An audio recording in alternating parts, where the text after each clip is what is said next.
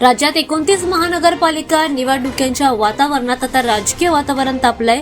सर्वच शहरांमध्ये आता प्रचार सभा, रॅली आणि नेत्यांचा दौरा देखील पाहायला मिळतोय। दरम्यान मुख्यमंत्री देवेंद्र फडणवीस आणि उपमुख्यमंत्री एकनाथ शिंदे यांनी सुद्धा मैदानात उतरून आता जोरदार प्रचार करायला सुरुवात केली आहे। तर काल ठाकरे बंधूंनी सुद्धा नाशिकमध्ये प्रचार सभा घेत संयुक्त सभा घेतली।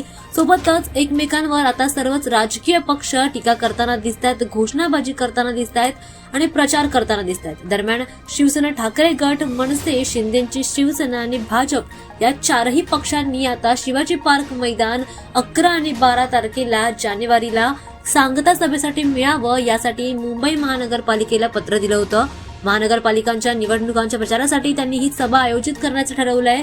त्यामुळे त्यांनी महानगरपालिकेला पत्र दिलं होतं आणि आता महानगरपालिकेने राज आणि उद्धव ठाकरे यांच्या सभेला 11 जानेवारीला परवानगी दिली आहे। तर 11 जानेवारीला संध्याकाळी 6 वाजता ही संयुक्त सभा शिवाजी पार्क मैदानात होणार आहे। तर 12 जानेवारीला भाजप आणि शिवसेनेची मुंबईमध्ये भव्य संयुक्त सभा जाहीर करण्यात येते। त्यामुळे या सभेमध्ये आता मुख्यमंत्री देवेंद्र फडणवीस आणि एकनाथ शिंदे सुद्धा उपस्थित राहणार असल्याचं म्हटलं जातंय। एकाच मैदानावर सलग 2 दिवस मोठ्या राजकीय सभा होणार आहेत। त्यामुळे कोणाच्या सभेला किती गर्दी होते हे